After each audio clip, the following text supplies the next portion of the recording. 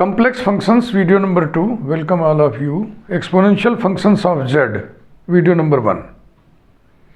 Z complex entity. In general, z is expressed by x plus iota y, where x and y are real entities. बहुत ध्यान से सीखिएगा, क्योंकि ये जो complex functions हैं, इसकी ट्रेनिंग प्रायः ठीक से नहीं हो पाती है. Definition: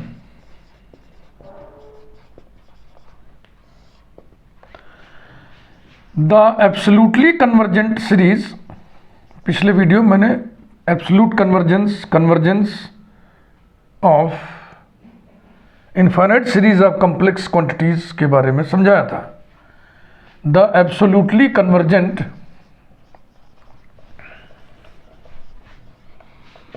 series 1 plus z upon factorial 1 plus z square upon factorial 2 plus z cube upon factorial 3 plus so on ad infinitum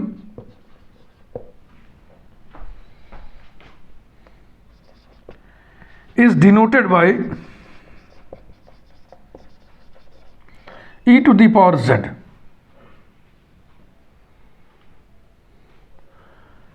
इस सीरीज को इससे डिनोट कर दिया, माने इसके सम को हमने इससे डिनोट कर दिया. ये नोटेशन है कॉल्ड. हाँ, इसका एक नोटेशन और भी लिखते चलो. और ई ब्रैकेट में z, exponential function of z ऐसे पढ़ते हैं. एक्सपोनेंशियल ऑफ जेड या exponential function of z, comma called exponential function of z. Exponential function of z equals to x plus i y, semicolon x comma y belonging to capital R. Capital R set of all real numbers. Okay भैया, यही है, ये definition है बस. और अपने मन से आप कोई बात, कोई कॉन्सेप्ट गढ़ेंगे नहीं, कायदे से ट्रेनिंग लीजिए. वेरी इंपॉर्टेंट नोट, ऐसा मैं हेडिंग डाल के लिखूंगा. हाँ, अति महत्वपूर्ण, very important note.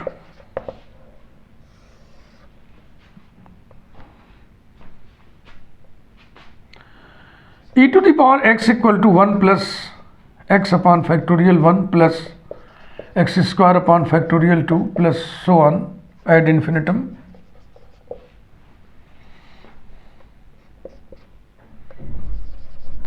In this expansion या सीरीज, या ऐसे लिखें, इन द एबव एक्सप्रेशन, उपर्युक्त व्यंजन में e is equal to 1 plus 1 upon factorial 1 plus 1 upon factorial 2 plus 1 upon factorial 3 plus so on ad infinitum, comma. And e to the power x equal to 1 plus 1 upon factorial 1 plus 1 upon factorial 2 plus so on whole to the power x, and this is equal to 1 plus x upon factorial 1 plus x square upon factorial 2 plus so on ad infinitum, comma. x इस पूरी बातचीत में real number है. x belongs to set of all real numbers. But in the expression e to the power z equal to 1 plus z upon factorial 1 plus z square upon factorial 2 plus so on, comma, e and z, इसमें e अलग है, x अलग है, तभी तो e का अलग मान लिखा हमने. लेकिन इसमें ई और जेड अलग अलग नहीं है. E and z are not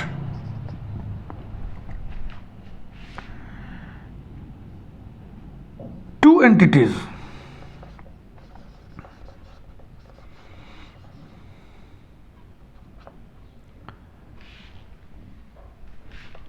E to the power z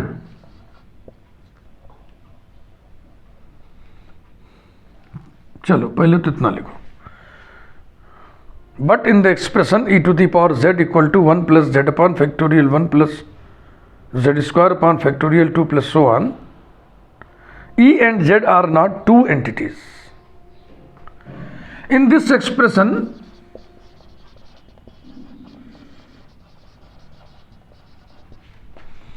E to the power Z is a single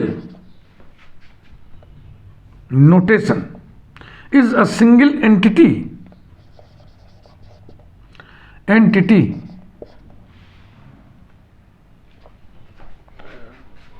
which is used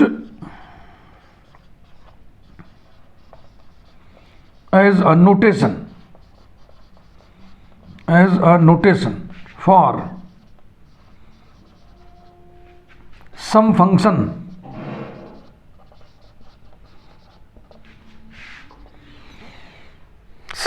माने वही सम, जो सम आएगा, for some function of absolutely convergent series, absolutely convergent series 1 plus z upon factorial 1 plus z square upon factorial 2 plus so on. ये इस expression में e अलग है, x अलग है. e इतना है और x एक रियल एंटिटी है. फिर e to the power x ऐसे निकला.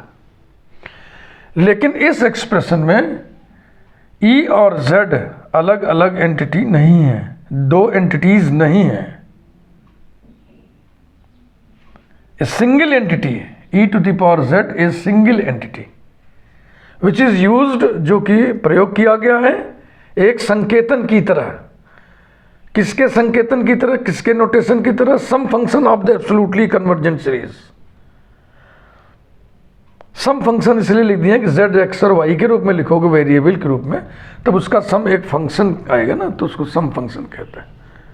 और अगर नंबर आ गया तो सम केवल कहेंगे, SUM, सम माने योग. ठीक है भैया, खूब बढ़िया से समझ लिए, कंफ्यूजन तो नहीं होगा. इसे और इसे कभी मिक्स मत करिएगा. ये बिल्कुल अलग चीज है, ये बिल्कुल अलग चीज है. परंतु इसके लटके झटके वही है जो इसके होते हैं. ये एक इंटरेस्टिंग बात है, यह एक रोचक बात है कि जैसे e to the power x1 into e to the power x2 बराबर e to the power x1 plus x2 होता है, वैसे ही e to the power z1 into e to the power z2 बराबर e to the power z1 plus z2 होता है. e to the power x whole to the power n बराबर e to the power nx जैसे होता है, वैसे ही e to the power z whole to the power n बराबर e to the power nz होता है. e to the power minus x बराबर 1 e to the power x जैसे यहाँ होता है, वैसे ही यहाँ e to the power minus z बराबर 1 e to the power z होता है. हाँ, ये सीरीज जो प्रॉपर्टीज एग्जिबिट करेगा, वही प्रॉपर्टीज ये सीरीज भी एग्जिबिट करता है. यह एक रोचक तथ्य है. इसका ये मतलब थोड़ी है कि आप इसको एक ही समझ लेंगे. तो आइए अब हम कुछ प्रॉपर्टीज की बात करें. ये हमने खूब बढ़िया से सबको समझा दिया.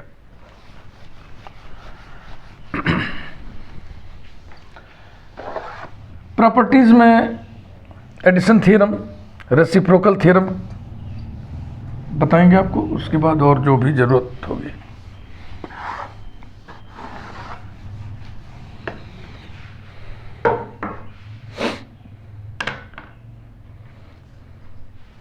Addition theorem.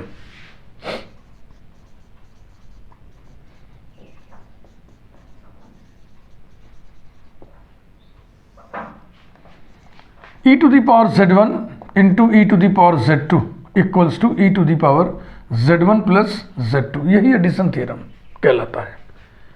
प्रूफ,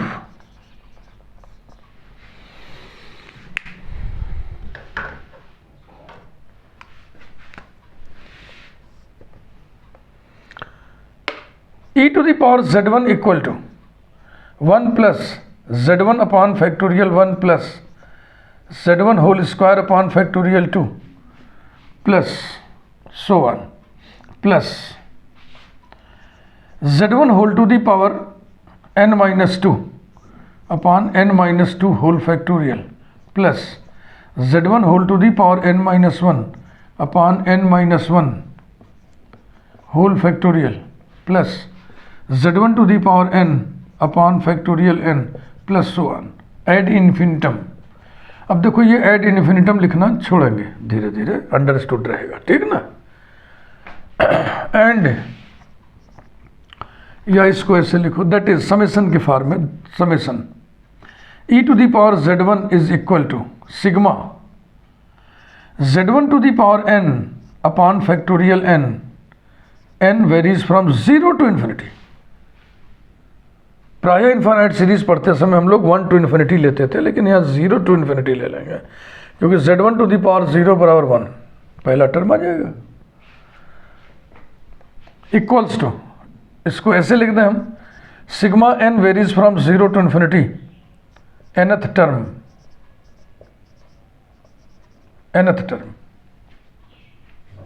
इस एक्सपेंशन का nth term, and e to the power z2 equal to 1 plus z2 upon factorial 1 plus z2 whole square upon factorial 2 plus so on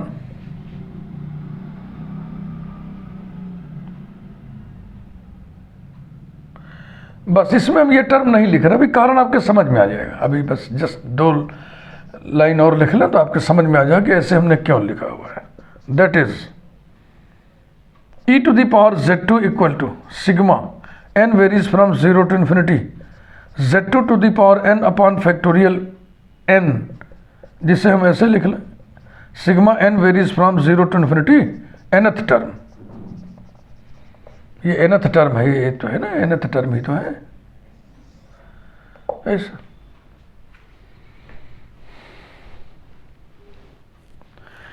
अब जो चीज़ हमें ले आना है उसकी थोड़ी सी मरम्मत कर लें, कुछ आइडिया लगा लेना।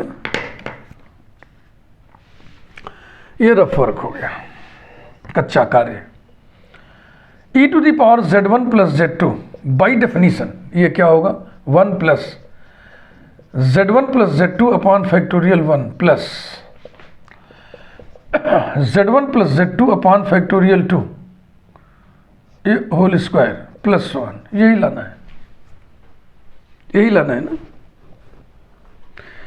इसको अगर हम ऐसे लिख दें, sigma n varies from 0 to infinity, तो हो जाएगा z1 plus z2 whole to the power n upon factorial n, यानी कि sigma n varies from 0 to infinity nth term, ऐसे तो लिखोगे ना। तो इसी पर निगाह लगाए रखिए, है ना। और इधर हम लोग अब काम शुरू करते हैं।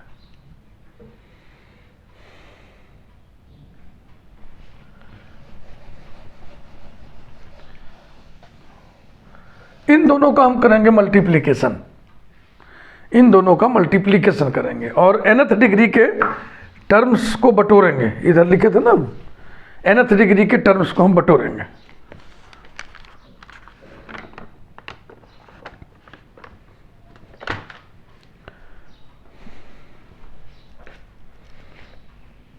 Now e to the power z1 into e to the power z2 equals to 1 plus z1 upon factorial 1 plus z1 square upon factorial 2 plus so on plus z1 to the power n minus 2 upon factorial of n minus 2 plus z1 to the power n minus 1 upon factorial of n minus 1 plus z1 to the power n upon factorial n plus so on into 1 plus z2 upon factorial 1 plus z2 square upon factorial 2 plus so on. ये इसकी numbering कर दे रहा है। अब इसको गुणा करिए, बाबा रे बाबा, इनफाइनाइट नंबर ऑफ टर्म्स इसमें है, इनफाइनाइट नंबर ऑफ टर्म्स इसमें है, गुणा करते करते ऐसी की तैसी हो जाएगा। तो फिर हम मैथमेटिकल स्किल का इस्तेमाल करेंगे। इन दोनों सीरीज का मल्टीप्लिकेशन करके हम सिर्फ nth डिग्री टर्म्स को लिखेंगे, nth डिग्री टर्म्स को हम लिखेंगे, समझ रहे ना। nth डिग्री टर्म्स ना कहिए, क्योंकि जो z to the power n वाला टर्म है ना, वो nवां पद नहीं होगा, वो n प्लस 1वां पद होगा, क्योंकि n 0 से वेरी कर रहा है। तो हमें nth डिग्री टर्म लिखना, ऐसे कहिए, nth टर्म नहीं, nth degree term, sorry, nth degree term, sorry,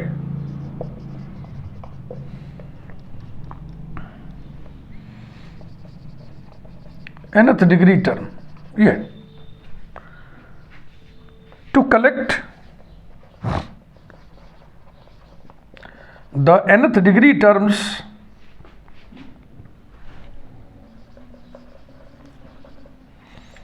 nth degree terms semicolon we multiply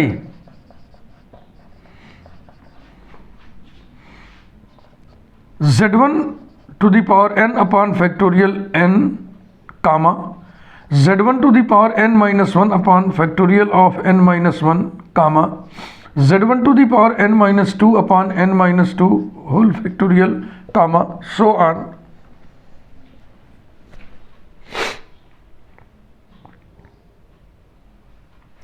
We multiply this with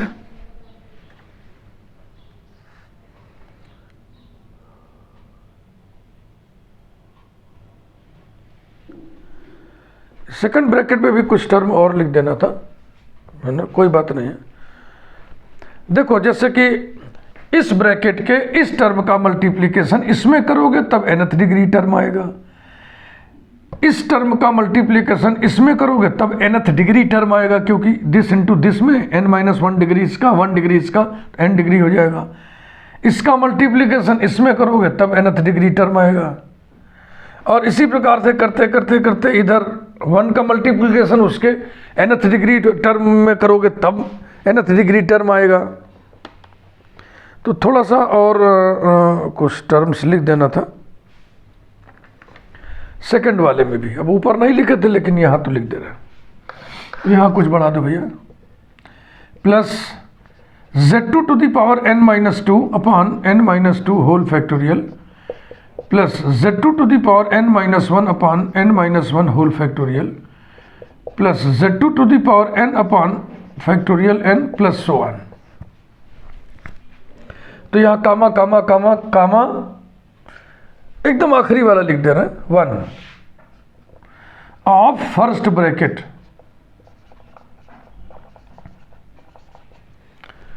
to collect the nth degree terms we multiply this of first bracket with,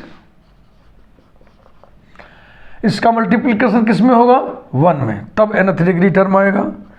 इसका multiplication किस में होगा, z2 upon factorial 1 में, तब nth degree term आएगा। इसका multiplication z2 square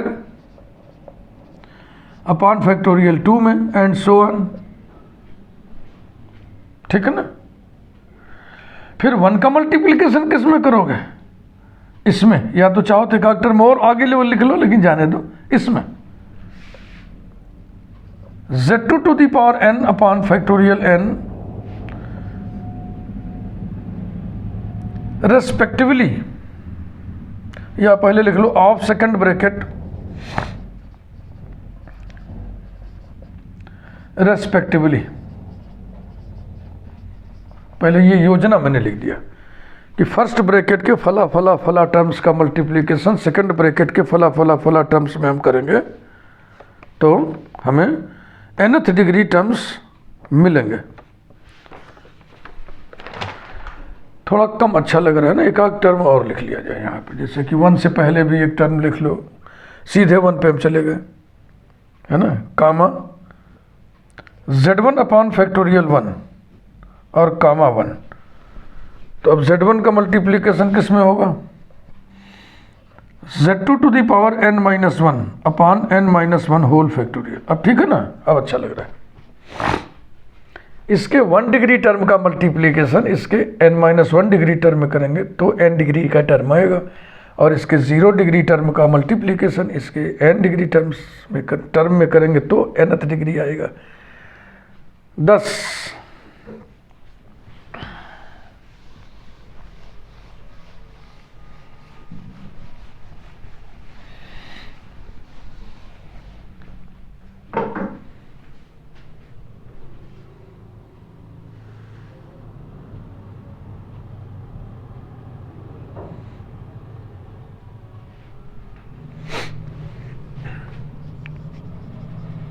e to the power z1 into e to the power z2 is equal to sigma n varies from 0 to infinity, और यहाँ क्या लिख दें, nth degree term, nth degree term, इस multiplication का nth degree term, sigma n varies from 0 to infinity. अब चलिए शुरू करिए। इसका मल्टीप्लिकेशन इसमें करना है, इसका मल्टीप्लिकेशन इसमें करना है, इसका मल्टीप्लिकेशन इसमें करना है, ठीक है भाई, इसका मल्टीप्लिकेशन इसमें करना है और इसका मल्टीप्लिकेशन इसमें करना है। करिए, तो जिस क्रम में आप लिख रखे उसी क्रम में करिए। पहले z to the power n बोला, इसमें गुणा किया तो आ गया z1 to the power n upon factorial n। फिर आइए इसको गुणा करो, plus z1 to the power n minus 1 upon n minus 1 whole factorial into z2 upon factorial 1 plus z1 to the power n minus 2 upon n minus 2 whole factorial. ये वाला तो हो गया ना, फिर ये वाले की बारी है, ये किस पर जाएगा, यहाँ पे, into z2 square upon factorial 2 plus so on. अब आइए plus z1 upon factorial 1 into z2 to the power n minus 1 upon factorial n minus 1 plus 1 into z2 to the power n upon factorial n। 1 into क्या लिखना है, ये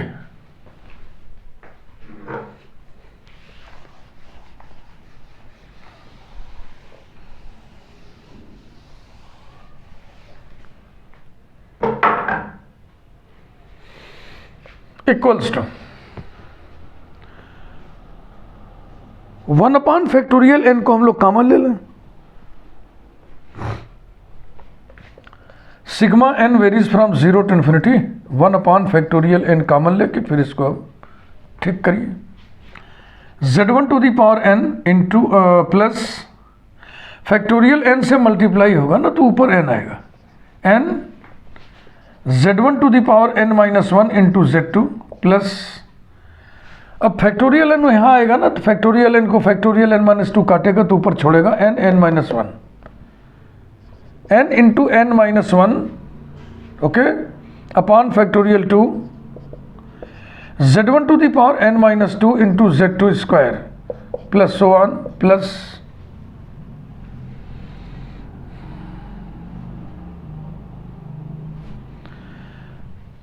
सीधा सीधा मैं आखिरी टर्म लिख दे रहा हूं, क्या फायदा इसको लिखने से, z2 to the power n। और आप गौर से देखें बड़े ब्रैकेट के अंदर जो एक्सप्रेशन लिखा हुआ है और Z1 plus Z2 whole to the power n का बाइनामियल एक्सपेंशन है। Z1 to the power n plus n, first symbol पे n-1 power into second symbol plus n-1 upon factorial 2, इस पे फिर पावर एक कम, इस पे एक पावर ज़्यादा और लास्ट में ये है ना। So this is equal to sigma n varies from 0 to infinity 1 upon factorial n Z1 plus Z2 whole to the power n।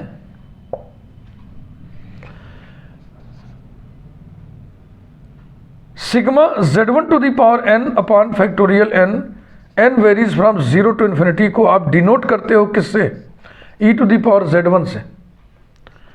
Sigma n varies from 0 to infinity Z2 to the power n upon factorial n को denote करते हो तुम किससे? e to the power Z2 से। तो अब बताओ इसको किससे डिनोट करोगे? इसको तुम डिनोट करोगे e to the power Z1 plus Z2 से। ये नोटेशन है इस सीरीज के लिए, नोटेशन है बच्चा, ध्यान रखना।